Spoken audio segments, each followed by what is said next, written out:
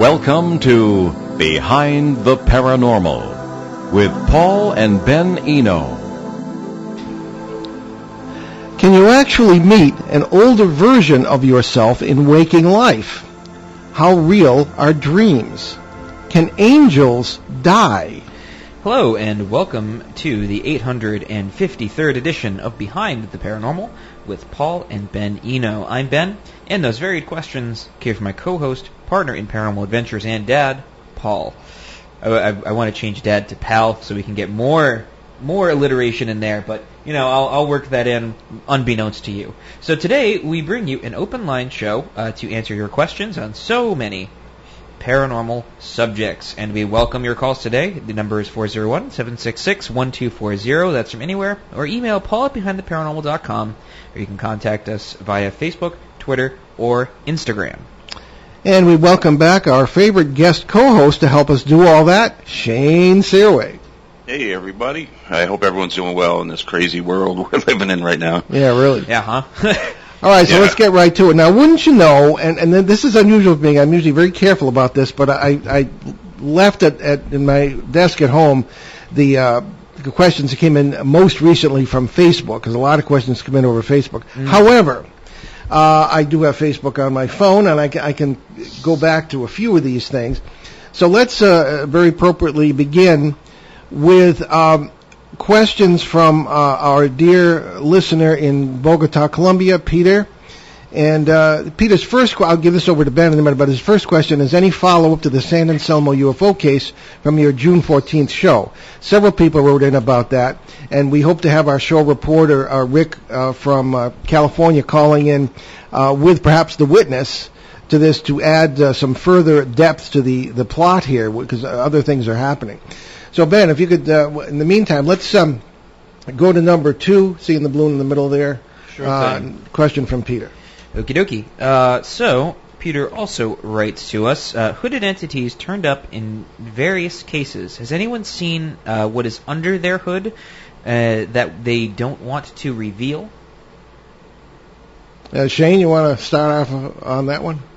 Hooded entities. Has anyone seen what's underneath? I have not ran into that on any of my cases. I have run into the hooded entity several times, where the people I've helped had. I've seen maybe a couple times what appeared to be like a hooded entity. Never saw what was underneath. I am aware of one popular case where that did happen. They made a little show about it. I think it appeared in a couple shows, but where the family was being tormented by this hooded entity. They'd see it in the hallway, standing in the doorway, and then I think eventually they end up seeing a face. But that's the only case I'm aware of. And I've dealt with a lot of cases, but never, other than that one show. Well, it's funny this comes up because just yesterday I was participating in the just as an attendee to the Consciousness and Contact summit online via Zoom, organized by our good friend and sometime co-host Kathy Marden, and also Denise Stoner, who was a well-known guest on the show. And there were several. There was a 5-hour event with 35 people participating about, and there were a number of things that were discussed that included hooded grays. And at one point, there was an illustration shown from a witness who had awakened and seen this hooded figure by her bed, and she could see the usual gray alien type of face underneath the hood. That said, I have to kind of agree with you, Shane. There have been some hooded entities. I'm thinking, Ben, of the clerics, whom we've run into in some cases. They often will be hooded.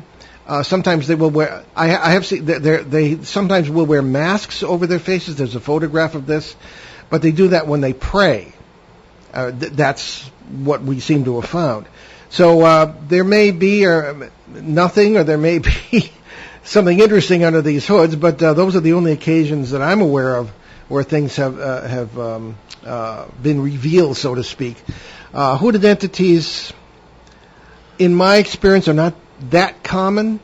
Very often they're just it may look like a hood because you're looking through the veil of the plasma or That was a good play whatever. on words. You know, what's that? That was a very good play on words you had there. Oh, thank you. You have to explain it to me later. Yeah. So anyway, I don't know if there's anything else to be said on that, but we have a third question. I wrote it down. Oh, you did? Okay. Yeah. So Can I add to that too?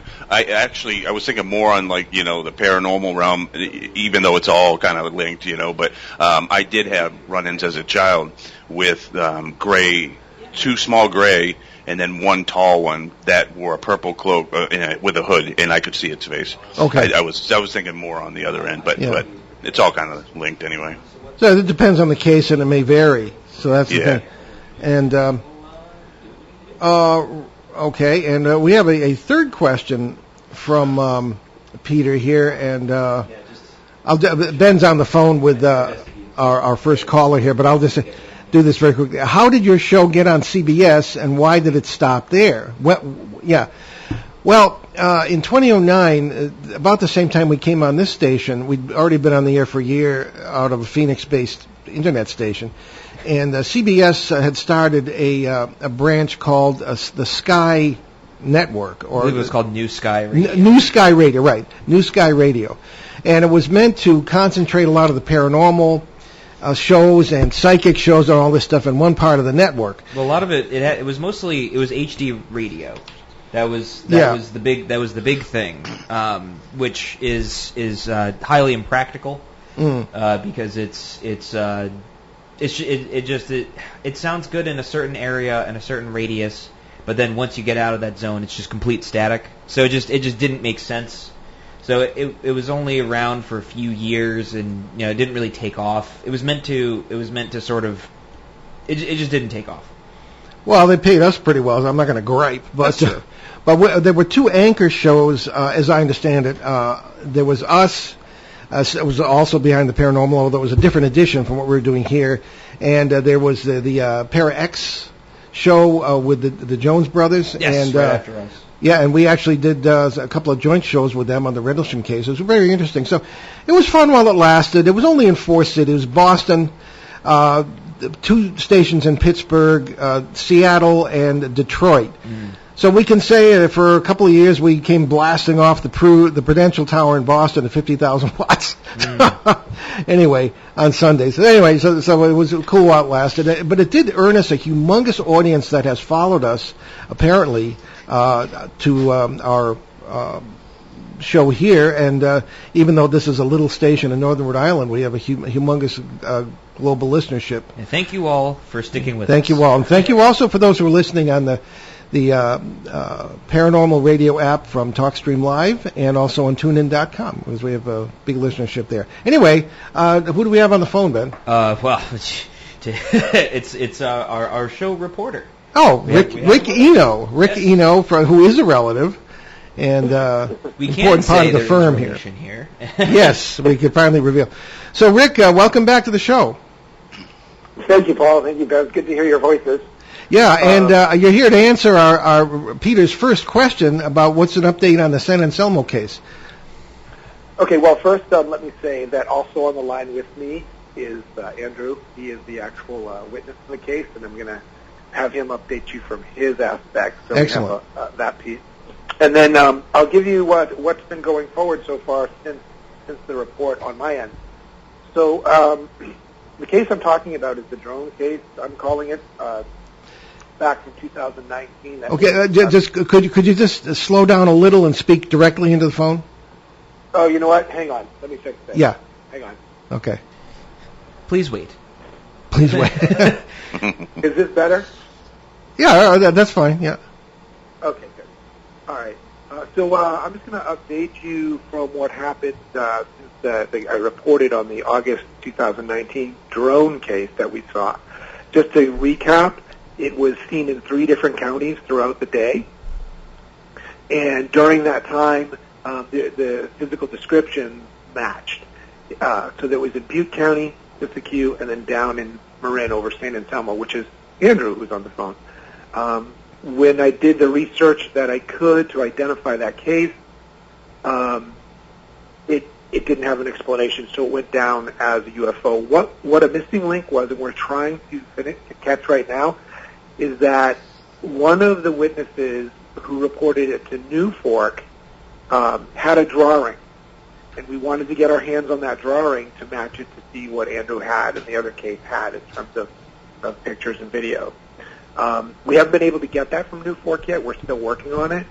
So that's where that piece stands. But if we do get that piece and the vehicles are similar, we have something more to go on. So that's the update on that case. I can tell you one other thing. In that corridor that we talked about, that's that corridor going from San Anselmo and Marin County up through Mount Shasta and so forth, where there's a lot of military bases. There have been a lot of sightings, a lot of reported sightings of group observations of objects. So they're seeing things in 6, 7, 8, 9, 10 small groups flying erratically. And then there's also reports of orbs. So we're continuing to focus on that area, and it's really fascinating in terms of what we've got so far. And when I call in again, I'll have a more updated scope of what's happening with those other cases, because I want to do them justice. Yes, okay. In the meantime. Very good, Rick. And Andrew, okay, well, thank you both. We'll plan on having you on soon, and please stay in touch with each other, as I'm sure you will, and keep Rick informed, and he'll feed info to us, and we'll get it done. Absolutely.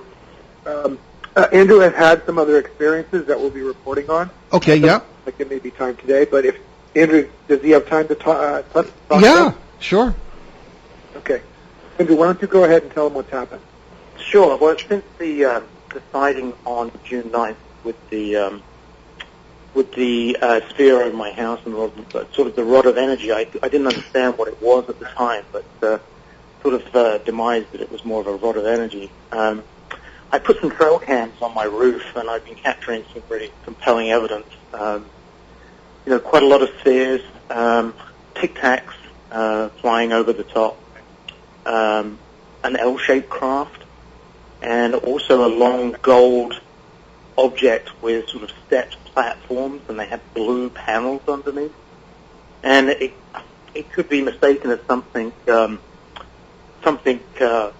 unusual, but there is another craft that's flying above it, much higher on the same heading and looking exactly the same. So, and a lot of these are only captured in infrared. When you review the footage, the video footage, nothing appears, but the actual single photo in infrared, they only appear there. So, and then I've also captured a swarm of about 8 to 12 craft in a 10-second capture, and I've also experienced an object flying over power lines when I was playing golf last Sunday, and when I pointed it out to somebody, it actually started to move down away from the power lines and then drop down behind the hill. This was in Nevada, and it's just all of a sudden I'm seeing objects and things that I've never actually experienced before. So it's a little unnerving, and I'm trying to figure out what's going on, but it's fascinating all the same. Shane, do you have any comments or questions here? Other than Mount Shasta area, I heard that brought up, very strange area. I've been researching that for a while. A lot of strange missing, people disappearing with no logical explanation out that way. But just all in all, like, I'm getting a lot of reports from people all around the United States that are seeing a lot more activity in the sky, a lot more of these orbs, a lot more of these discs just appearing in clusters. And actually, I was just sent one yesterday, a video right here in my town, similar to what I had witnessed, where these 3 just appeared and they were moving around, and the people, of course, were freaking out. And but definitely out that way, that Mount Shasta area is just, we need to go out there, and there's a lot happening over there. Yeah. Ben, any thoughts here? No. Okay. I've been I don't know, I've been taking it all in. Yeah. Yeah. Matter of fact, that tone that we played that resulted in us having a tone played back to us from some unseen thing. That tone was recorded from Mount Shasta, actually, the one that we played. Yeah, that's referring to the Pennsylvania events Yes. of a year ago, a little over a year ago, May. Okay, very good. All right, fellas, we will look forward to hearing from you again soon, and stay in touch, and we'll get you back on when we have more to report. Okay. Thanks, Paul. Thank you, Rick. Thank you, Andrew. Okay, we also have a report from Donna in Connecticut, our show reporter who lives literally at the heart of the Litchfield Triangle. She may be calling in during the second half hour. But I couldn't wait to read this. This is really interesting. This is from Donna. Had an odd experience last week when I saw, my grandson in the field down across the brook. Now, let me explain who the grandson is. He's 14 now, but he was 4 years old when we started this case. And there's a video on the Facebook page of our show, Behind the Paranormal with Paul and Ben Eno. And the first video there that's available is the video we took after this young man, then 4 years old, told us that his invisible friend Ashwar was in the tree outside the house. Now, we'd been filming a pilot with a New York film crew that day, and it was dark and really, really cold, November of 2010. And we went out, and Ben and I just sort of pointed our infrared camera up into the tree, and we got this very, very strange tadpole-like thing coming down out of the tree and then disappearing. Was that Ashwar? I don't know. But this is the young man, and he's a very remarkable young man. I saw him last year when I was visiting his home, which is separate from Donna's home. And very, very amazing young man, all kinds of amazing paranormal experiences he's had really all his life. So anyway, Donna writes that she saw him down in the field across the brook on their property. And Donna continues, same clothes. He wears these smiley-faced PJ bottoms and a black T-shirt. Was kind of just sliding along toward the brook with his head looking down, moving slowly. Then I realized he wasn't visiting us that day. He turned slowly and just glided out of sight. Seems just a sort of a seemingly innocuous sort of event here, but I would look forward to her calling and maybe saying more about this. But apparently a site of perhaps a multiversal event. Many of these things involve bilocation, seeming bilocation. We get lots of reports from listeners that come in and say that they walked into their kitchen, for example, and there they were sitting in front of themselves, like in the island in the middle of the kitchen or at a desk or something. This sort of thing. The doppelganger phenomenon, as it's been known in literature. So I want to go to Shane on this in a minute, but just to finish what Donna has written in, quote, I am doing more of the EVPs, electronic voice phenomena, since I offloaded about 2 years' worth and gave it a rest. This is in her house, which is at the center of this triangle. They were slow at first, but now coming back into full steam. Got proof of a fire death. Last name, town, and cause of fire. Found out we knew them, and I asked what the cause of the fire was, and he said cooking on the stove. His widow posted a couple of months revealing what happened on the night of the fire, and she said he fell asleep while cooking on the stove. One of their twin daughters died with him, and she got the other one out. I had no details of them really, just relatives of someone I know. Never knew they had lived, where they had lived or their last name. So anyway, we are doing well. Well, that's not your usual message, but I mean, who knows what's behind these sorts of things, but that's typical of that area. Shane, any comments on this? Yeah, like you said, typical for that area, but yeah, I mean, Donna and Bob have seen so many different things on this property. Could be from any time, any place in time, and that the one with the apparition that appeared to be Dale in the backyard, that was really interesting, especially where she said it seemed to be just gliding across the the ground or floating almost, and but very I mean she's seen aliens in the house, sharing the same space as her vanity, standing within it. Yeah. So there's just no shortage of the strangeness that's going on. Yeah, we have photographs of some of this stuff.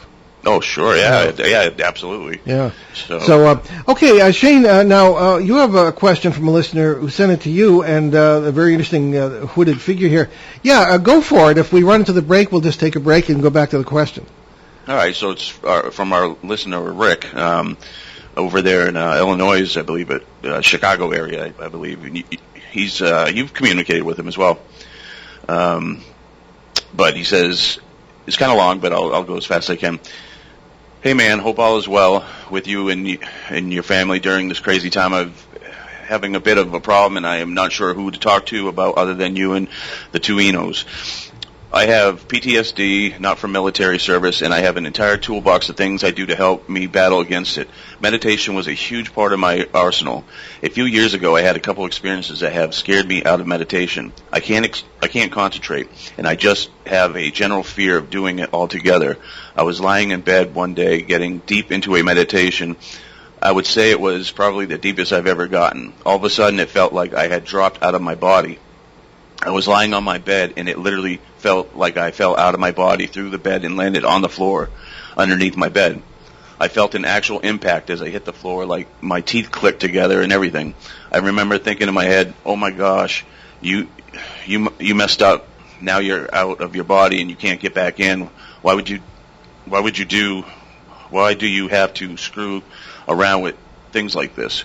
I remember reaching up, trying to see if I could pull myself back in or something, and eventually I opened my eyes and I was starting at my ceiling back in my body.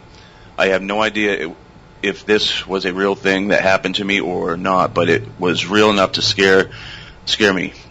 The other incident was around the same time, possibly within a few weeks of each other. I was sitting up in bed, this time kind of in a lotus position. I was getting pretty deep into a meditation again when all of a sudden the vague image of a face just intruded into my mind's eye. It wasn't my own thought at all. I couldn't make out any details of the face except for I got the feeling it was female. It was as if someone pressed their face against a piece of cloth and you can just get a vague blurry image of a face. It shocked me right out of my meditation and I almost fell backwards in bed. Ever since those two experiences, I've been afraid to meditate again. The few times I've tried, I haven't been able to do it. I know that you dabble in shamanism, and to me that sounds like a possible shamanic experience. My question is, why would this be happening to me? I'm an Italian guy who lives in Chicago. This stuff doesn't run in my family, and I have no ancestries, a family history of this whatsoever. My mother has had a similar experience when she was a teenager, where she felt like she floated to the ceiling or her bedroom, and she could actually feel the cold drywall of the ceiling against her cheek. I would really like to get back to being able to find peace within meditation again. I'm quite open to these experiences, but I would just like to dip my toe in first before I go diving in. Do you have any advice for me going forward? Any mental exercises that you may do when this stuff occurs? Also, I do not mind you using my name or sharing the story with Mr. Eno on his radio show either. Also, any possible literature on shamanism or shamanic journey that I could maybe read would be incredibly helpful as well. I really don't know what to make of all of this, and I really don't know if these experiences I had were even real or if it was just my mind playing tricks on me while I was in an altered state of consciousness. Thank you in advance, sir. So this was Rick Hermes from Chicago. And there's more to it, but I guess we could start there. Sure. Okay. Well, why do you go ahead, Shane? I mean, he sent the question to you. You know about this stuff too. Yeah. So I was going to get back to him, and I wanted to give it more time to kind of go over, because he sent me some more stuff that I've been remodeling my home, so I haven't really had a time to really give it a good thought, but I actually asked him, was he going through anything troubling at the time in his life? And yes, indeed, he was. So that's where I wanted to start there, because that obviously our emotional state of being plays into a lot of this stuff. It plays into what we attract towards us, like the parasites and in our energy level and what we align with frequency wise and all that. So I got the emails back from that. He says I definitely was under a lot of stress at the time, definitely lots of personal turbulence. He was meditating to help elevate himself to help, with the stuff he was going through. And then he emailed a lot more, but definitely I think that played a lot into what happened. I don't think necessarily it was a shamanic, experience per se.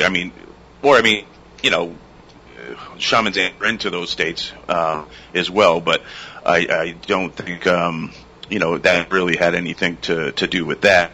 But I think more so where he was emotionally played into what his experiences were, and the whole floating, feeling the cold. I've done that when I was ill. I had a childhood illness, and I ended up doing the same thing. Like I couldn't see anything; it was all white, and I could feel coldness on me and staring at myself. And that's happened a few times in my life. I do understand that, but yeah, definitely really big in that meditation. Really looking forward to your answer on that. Oh, okay. Well, before we do that, we're going to take our break. At the bottom of the hour here, you're listening to Behind the Paranormal with Paul and Ben Eno and our special guest co-host Shane Sirois on WOON 1240 AM and 99.5 FM in New England. New England's a really hot Blackstone River Valley today, and we'll be right back. So stick with us.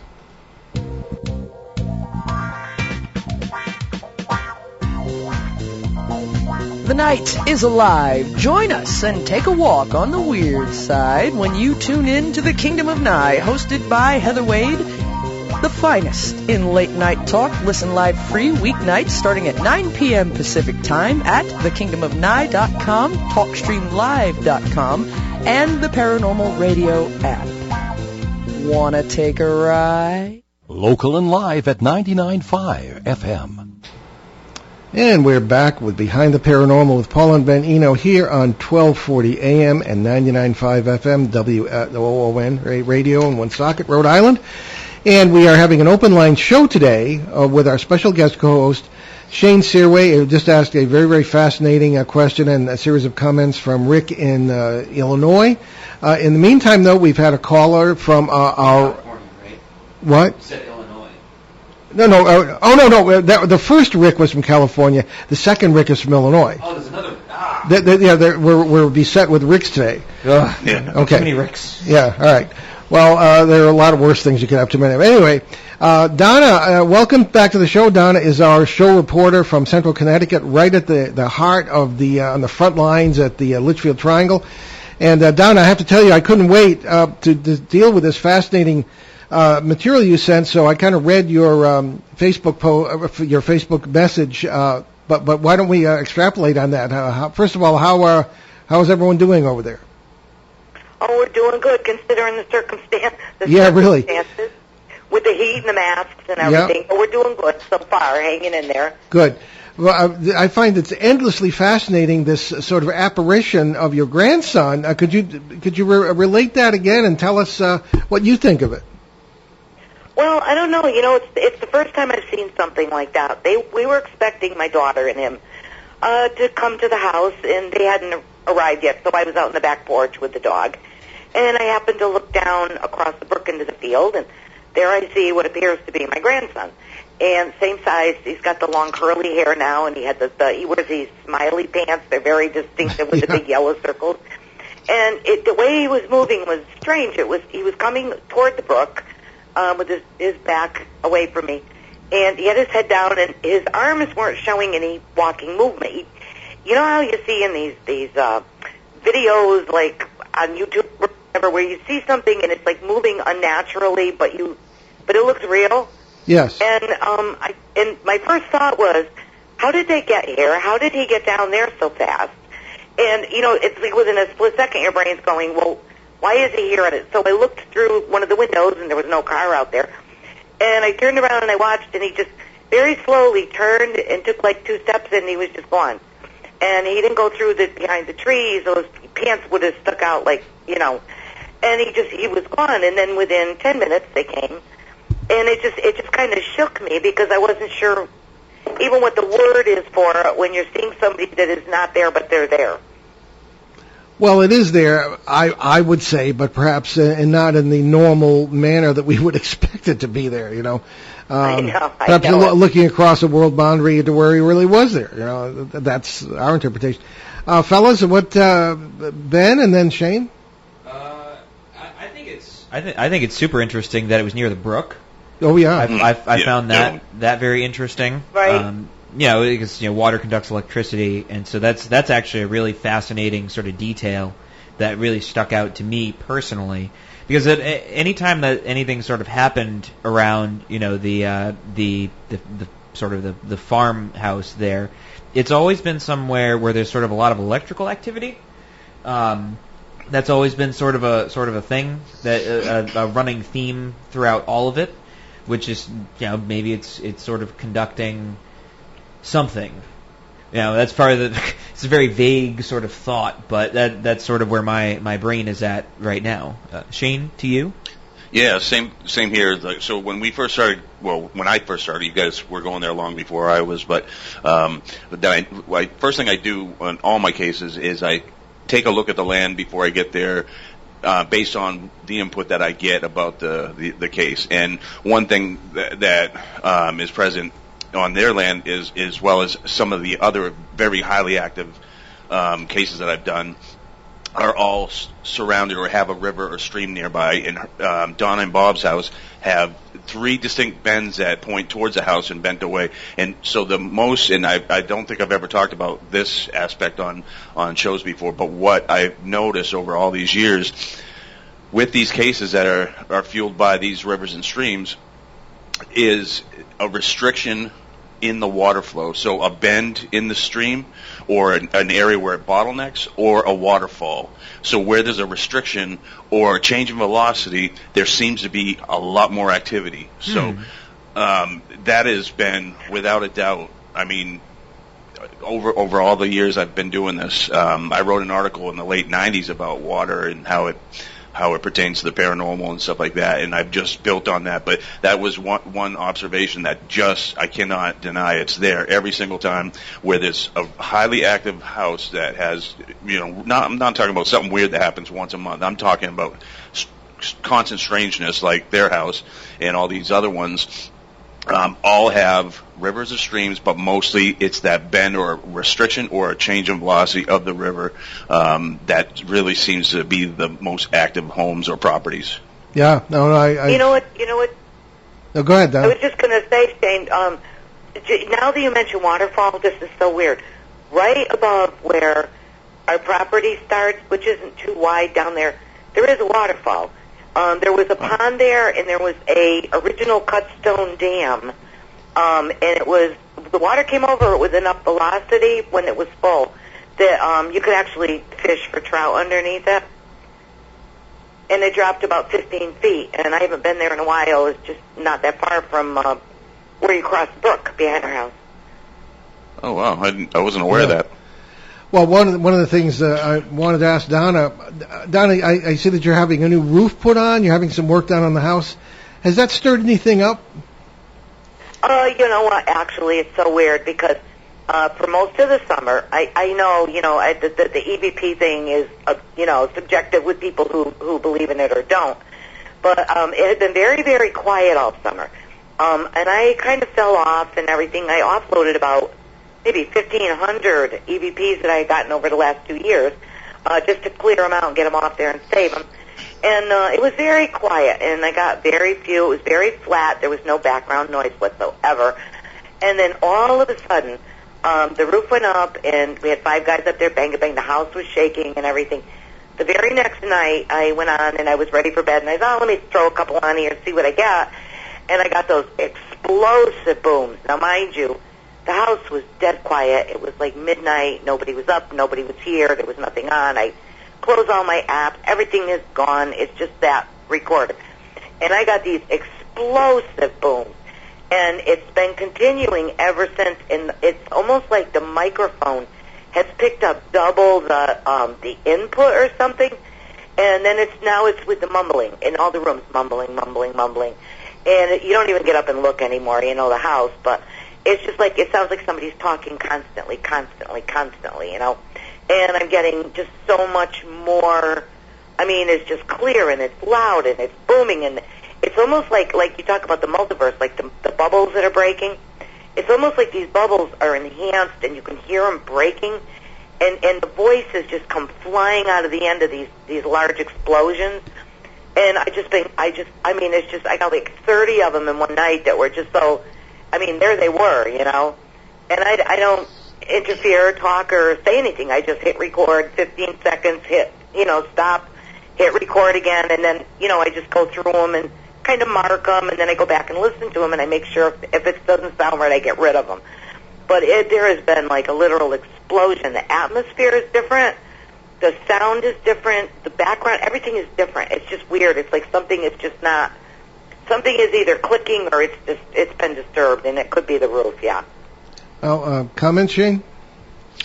Yeah, well, as far as like the recordings and stuff like that, I was just thinking when she was talking, when we were doing the investigation portion for the Haunted House Diaries book by William Hall, and we were over there, and I was, he wanted some of that for his book and everything, so when the recordings I got, and this is true for a lot of other active properties too, like the ones I'm talking about with the rivers and streams, the really active ones,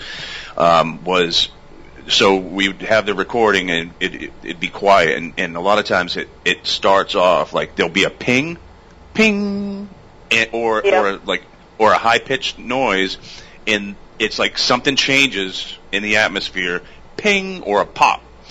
It's either one or the other, and then the voices come through.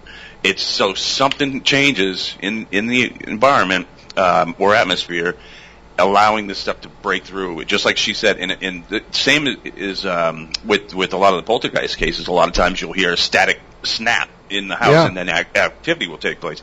It's the same thing with these voices that she's talking about. I experienced it with my recorders, and I use several different ones as well. But it's the same thing. So something changes, something crosses, and then boom, and these things start coming through. Well, it's the thing too. No, go ahead, Don. No, I was just going to say, you know me, I don't interact with anything. I refuse to. I did have 2 interactions that I couldn't help myself with, and if you have a moment, I'll tell you what happened. We were having a lot of noise here one night, banging, and, just the normal household stuff that we get here in this house at night when nobody's up or anything. And I finally sat in the chair in the corner, and I said, you know what, my name is Donna, and I live here. And I was doing just a couple of recordings, and on the second one, a man comes in and he goes, Donna, he goes, nice to meet you. So, my first thought was, possibly it's a seance in like the 1800s, and they're pulling me through from the future. You know what I mean? Or somebody somewhere else is so excited to get an EVP, and I'm it, and it's kind of weird. You delve into this, and then my dog, Shimmer, nobody knows my dog's name. We have a nickname for her. And I was getting this breathless young woman, her voice. And we rescued our dog from Oklahoma City, and she was only 3, I think, at the time.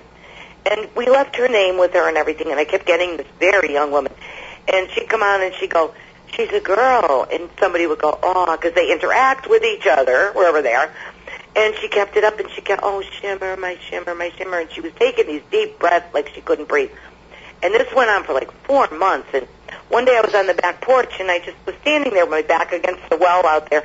And I said, I just want you to know. I said that we have Shimmer. I said we rescued her. She's safe. We love her. Everything is fine. There's no problem. And I said, someday she'll be returning to you as your dog, And it stopped. It just automatically stopped. And it went on for months. I didn't hear a word. And one day I went out and I said, I wonder whatever happened to you. I came back in. It was the same woman's voice. And she goes, it was the tumor. So, it's like you, and the way she was breathing. And she had this very soft young, and she was gasping. And I'm actually now, I can recognize voices when they come through. I don't know who they are. I've looked up more darned obituaries, Paul, and you have no idea. Well, we're about the same vintage, so I look at a lot of them too.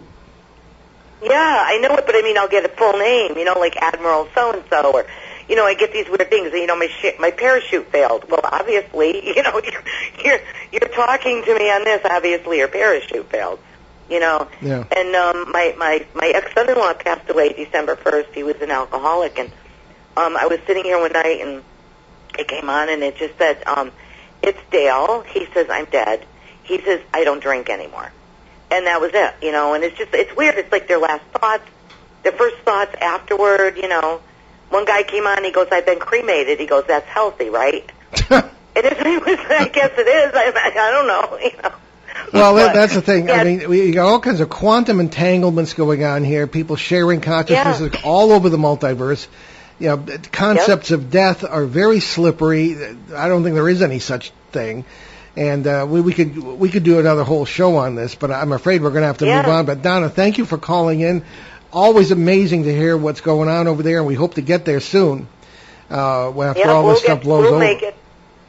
All right. Yeah, when things blow over, we're here, hopefully. Well, love to everybody. We're going on 16 years of working on the case. Oh, I know it. Wow, huh? Yeah, well, very good. All righties. Well, we'll talk to you soon. Okay. Yes. Very good. Bye-bye. All right. Okay, bye. now, we don't want to neglect Rick number 2's question from Illinois about the meditation. And it's funny, Ben and I were talking about this sort of thing before we went on the air today. Actually, yeah. Yeah, and so Ben, do you want to address Rick's concerns there? Oh, sure. You know, we were talking about this, you know, prior to, and you know, I was kind of mentioning that there's many different types of meditation. I think it's very what's the word? I think it's dangerous to assume all meditation is the same.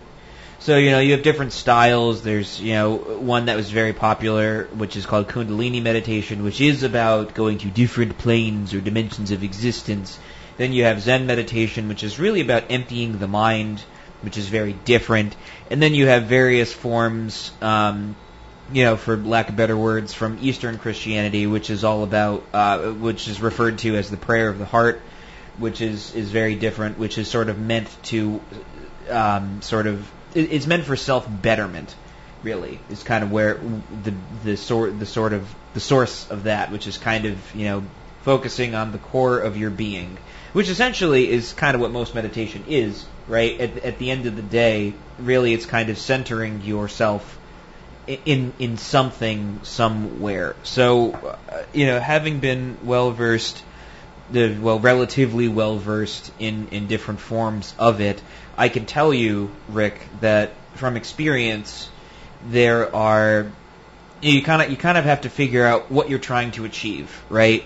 So that's kind of rule number one is, okay, well, if you're attempting to sort of work on, you know, psychological emotional, you know, post-traumatic stress disorder stuff, I would recommend don't do Kundalini type meditation where you are attempting to sort of leave your body. You know, it may seem involuntary, but there's sort of a part of you that's focusing on, okay, well, this is what meditation should be, which is sort of transcending, you know, the sort of reality you see around you, which can, you know, lead to things that are dangerous and terrifying. Whereas, you know, simple, you know, it may seem like, oh, well, you know, I do deep breathing, this is what I do, this is kind of what happens.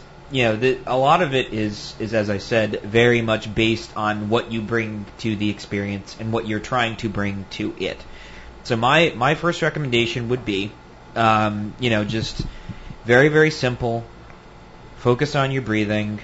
You know, don't close your eyes. Just focus on something in the room. You know, when we went to the Providence Zen Center for a while, you know, when I first learned about Zen meditation, they were like, don't close your eyes. You know, a wise monk once said, that's like lighting a wet match in a dark cave, because that just doesn't, you're not going to see, you're basically blinding yourself to reality as it is. And in this instance, you know, it's all about centering yourself where you are, right, and seeing what's there. So in this sense, focus on something in your room, whatever it may be, you know, whether it's the floor, a chair, something, you know, just keep it simple and just focus on breathing. And the mantra they taught us there was, you breathe in, clear mind, and exhale, don't know.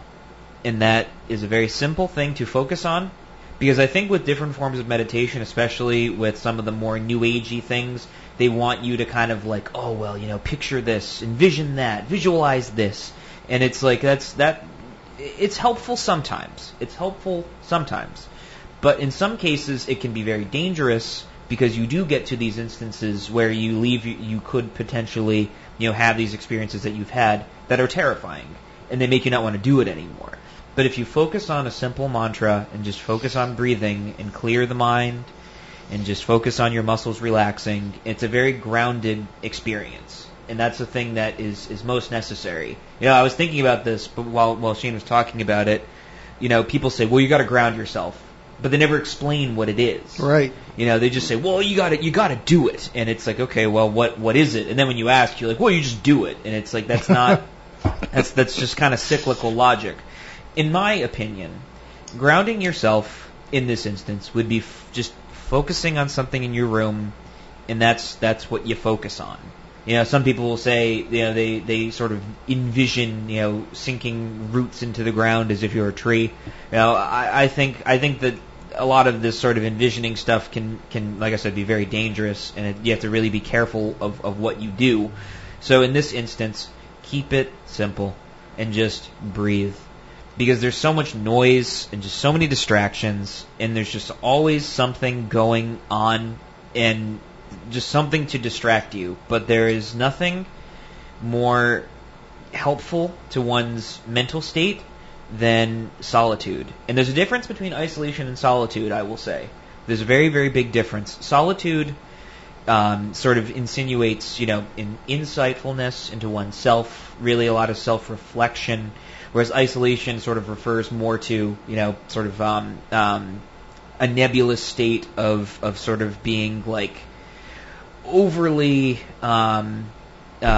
self-deprecative and just like very, very sort of depressed, kind of like, I can't remember what the word is for it, but essentially, you get kind of down in the dumps. But find solitude and silence, because there's nothing more helpful to the human spirit than just silence, in my opinion. Yeah, and that's the scariest thing for most people today, silence. So I would just, I couldn't improve on what you said, Ben, except just to add that there's been a question for me always, where you meditate, and I addressed this in the book Turning Home.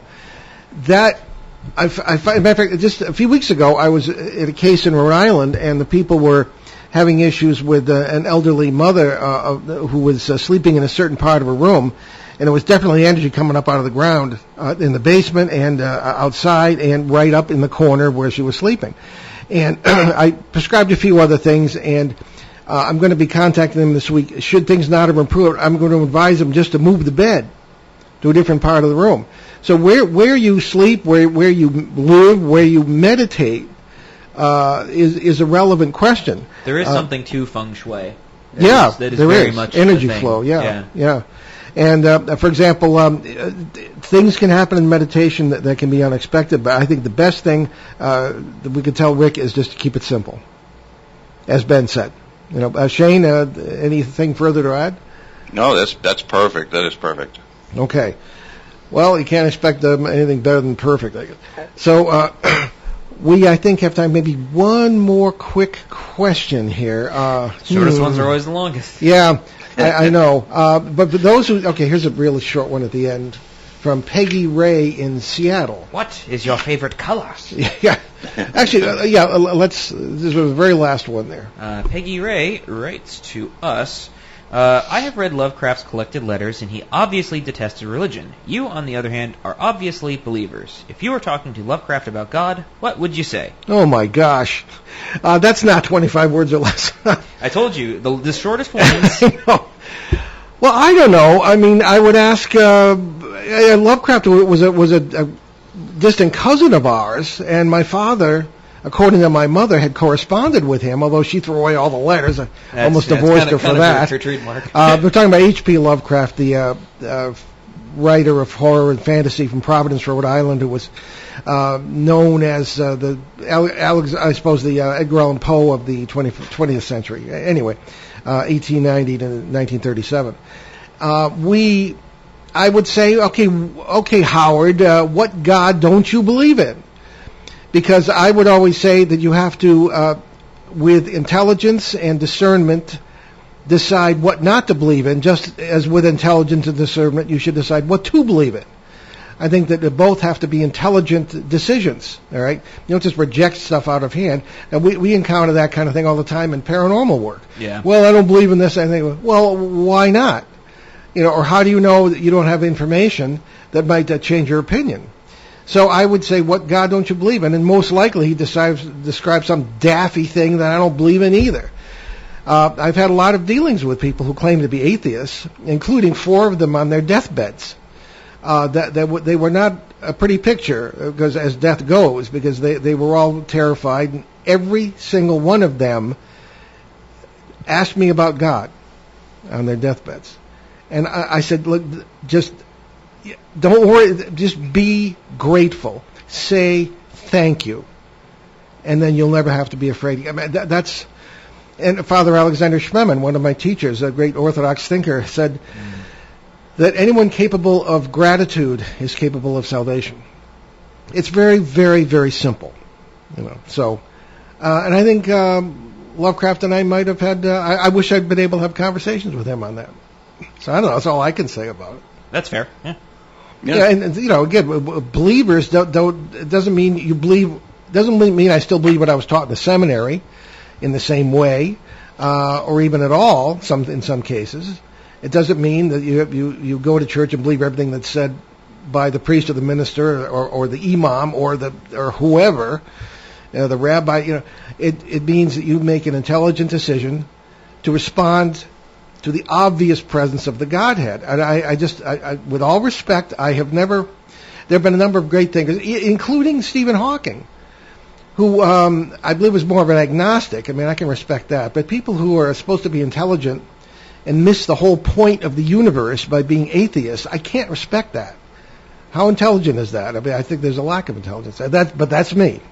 I don't know. Anybody else have anything to say on that? What about you, Shane? Yeah, before we go to our announcements. No, I pretty much agree with that. So I'm just going to repeat what you said pretty much. So. All right. Okay. Well, in that case, on that divine aspect of the question here, we'll go to our announcements. Yes. And Ben, take us away. Sure thing. So as we've been announcing on recent shows, the 2020 Exeter UFO Festival on Labor Day weekend has been canceled, unfortunately. But the 55th anniversary of the incident at Exeter will not go unsung on this show. So on September 6th, the day we would have broadcasted from the historic Exeter Town Hall with a panel of speakers and a live audience in a row, we will offer a rebroadcast of last year's panel show from there. And on the panel were Kathleen Martin, Peter Robbins, Mac Maloney, Mike Stevens, and many other luminaries in the UFO field. The following week, September 13th, we'll bring you a very special guest, retired FBI agent Clinton Rand, who, as a Hampton, New Hampshire police sergeant in September of 1965, was on duty at the police department desk during the incident at Exeter. Took in the whole thing. That involved UFO encounters by several of his officers. And we have high hopes that we can be back at the Greater New England UFO Conference in Leominster, Massachusetts on Columbus Day weekend. My dad is scheduled to be the keynote speaker to mark his 50-year work anniversary in paranormal research. So early congratulations. There are plans for an online conference if it cannot be held at the usual physical venue. And you can look for Shane there as well. Now, we have no final word on this next event yet, but rumor has it that another UFO event that takes place in October will indeed do so this year in the vicinity of Danbury, Connecticut. So stay tuned, literally, on that one. I think we're coming down to the wire here, Ben. Yes. Just quickly, Shane, what's going on with you? Not much, not much at all. Well, we're doing this, so that's something. Yeah. So, yeah, I've just been doing a lot of shows here and there. You can, Google me, YouTube me, and doing a lot of shows, not a lot of conferences, as nobody is. And I don't really have any scheduled that I'm aware of, except for maybe Connecticut, but I haven't got the official go for that one. But yeah, that's about it. A lot of shows. And TrueGhost.com, right? Yep, TrueGhost.com. Okay, so Ben, what's going on next week? So next week we will bring you a show on July 26th.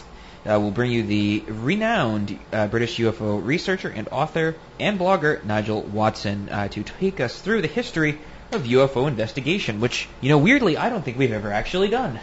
I think we've touched on it. We've never done a whole show on it. I think it's a cool subject, though. Yeah. So anyway, we'll leave you today with a thought from person or persons unknown. When the world says give up, hope says give it one more try. So, I'm Paul Eno.